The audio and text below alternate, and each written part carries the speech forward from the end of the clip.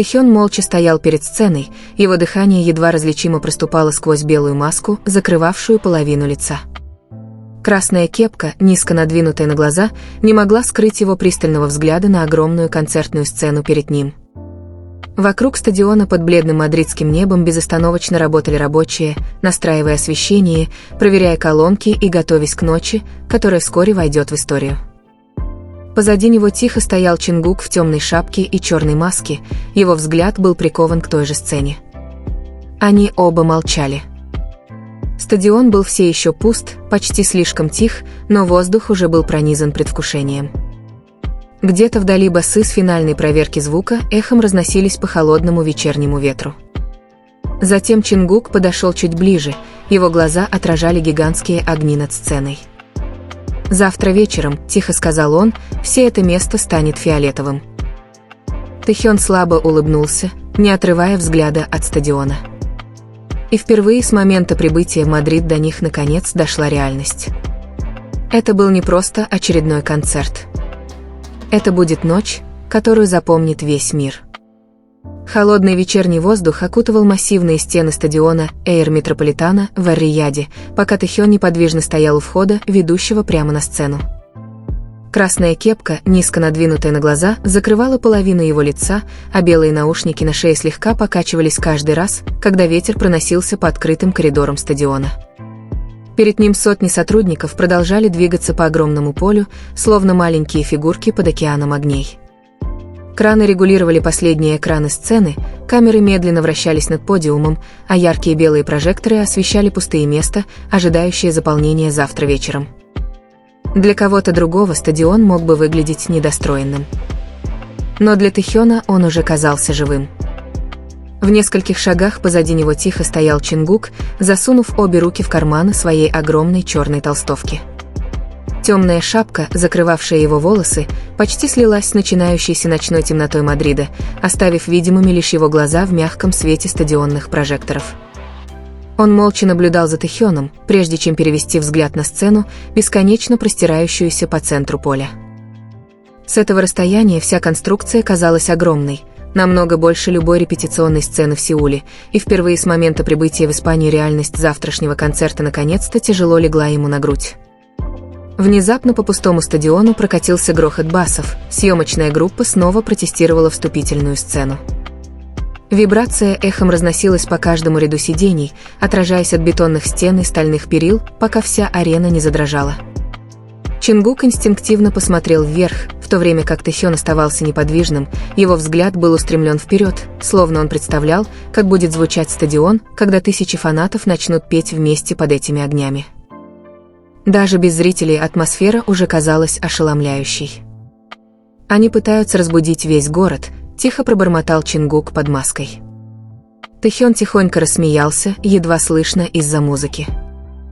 «Мадрид, наверное, уже знает, что мы здесь». Они медленно направились к выходу на сцену, их шаги эхом разносились по пустой бетонной дорожке. Вокруг них сотрудники спешили с одного конца стадиона на другой, неся на плечах камеры, осветительное оборудование и запутанные провода. Некоторые почтительно кланялись Тэхёну и Чингуку, проходя мимо, другие же продолжали выкрикивать инструкции в наушники, не останавливаясь.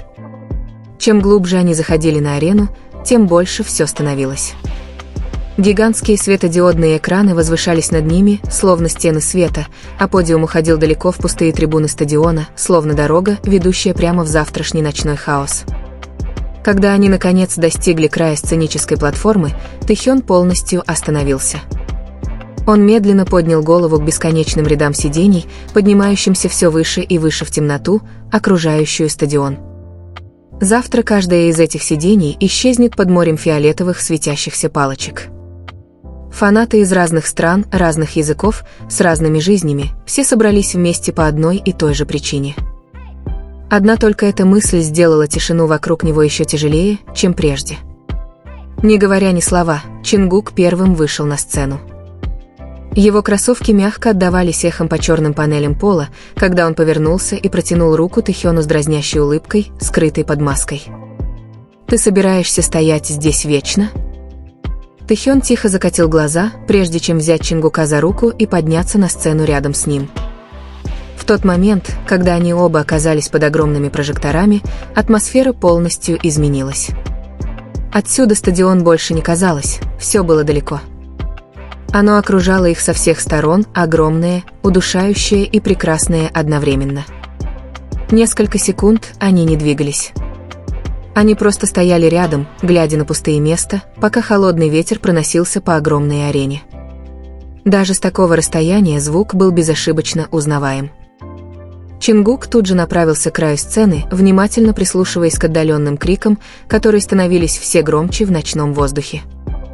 Фанаты собрались снаружи за несколько часов до концерта, несмотря на то, что знали, что ничего еще не увидят. Некоторые, вероятно, замерзали на холодном вечернем ветру. Другие, скорее всего, держали плакаты или светящиеся палочки, уже светящиеся фиолетовым в темноте снаружи. В глазах Чингука появилась тихая улыбка. Они уже ждут. Тэхён тихонько рассмеялся себе под нос, недоверчиво покачав головой. Концерт еще даже не начался. Но, услышав эти голоса, что-то мгновенно изменилось. Стадион больше не казался пустым. Недостроенная сцена больше не выглядела холодной под светом строительных фонарей. Внезапно все ожило. Сотрудник осторожно подошел сбоку сцены с планшетом, плотно прижатым к груди. «Финальная репетиция с камерой начинается через 10 минут», — вежливо сообщил он, прежде чем снова уйти в хаос съемочной группы. Чингук наблюдал, как сотрудник исчезает, а затем повернулся к Тэхёну. «Ты нервничаешь». Тэхён помолчал несколько секунд. Он еще раз оглядел огромный стадион, возвышающиеся огни, гигантские экраны, светящиеся над ними, пустые места, которые завтра вечером превратятся в море фиолетового цвета. Затем медленно из-под тени его красной кепки появилась легкая улыбка. «Не нервничаю», — тихо ответил он. Чингук слегка наклонил голову. «Тогда что?» Тэхён посмотрел на темное мадридское небо, простирающееся над открытой крышей стадиона, прежде чем, наконец, снова заговорить. «Просто такое чувство, что завтрашний вечер станет одним из тех, которые люди никогда не забудут». И стоя там, в центре стадиона Эйр Метрополитана в Эр-Рияде, в окружении недостроенных огней, отдаленных криков фанатов и холодного дыхания мадридской ночи, Тэхён и Чингук тоже чувствовали это, тот самый момент перед тем, как все изменилось. Тишину нарушил внезапный, громогласный голос режиссера, эхом разнесшийся по акустической системе стадиона. «Вся команда наготове. Тэхён, Чингук, пожалуйста, займите позиции для вступительной части». Треск микрофона, казалось, вырвал их обоих из общего задумчивого состояния. Тэхён поправил белые наушники на шее, надев их на уши, а Чингук резко и твердо кивнул в сторону пульта управления вдалеке. Время для тихих размышлений закончилось, огромная машина тура требовала их сосредоточенности. Когда первые тяжелые синтезаторные ноты их вступительного трека разрушили холодный мадридский воздух, изменение в их поведении произошло мгновенно. Расслабленные, задумчивые юноши, которые только что восхищались пустыми местами, исчезли, уступив место опытным артистам, которых знал весь мир. Даже без рева толпы и замысловатых сценических костюмов, их мышечная память работала с безупречной точностью. Каждый шаг, каждый резкий поворот на черных панелях пола выполнялись с убийственной точностью. Сочетание силы и грации, отточенное годами. Они двигались по огромному подиуму, их тела были идеально синхронизированы, несмотря на огромное расстояние между ними. Когда хореография вывела их в центр сцены, Чингук встретился взглядом с Тэхёном, в глазах младшего вспыхнула искра чистого, ничем не разбавленного адреналина. Тэхён усмехнулся за маской, подражая яростной энергии Чингука, когда они достигли финальной отметки припева. Пронизывающий ветер, проносившийся по стадиону, больше не имел значения, жар от их усилий и интенсивность выступления создали невидимую стену против холода. Над ними команда режиссеров запустила весь спектр светового оборудования стадиона. Пронзительные лазеры рассекали темно-синюю ночь, окрашивая низковисящие облака в яркие фиолетовые и золотые оттенки, а массивный светодиодный пол под их ногами яростно пульсировал в ритме баса. На несколько прекрасных минут пустая арена превратилась в ослепительное, оглушительное зрелище. Это был личный шедевр, репетиция, настолько потрясающая визуально, что казалось почти преступлением, что внутри никого не было, чтобы это увидеть.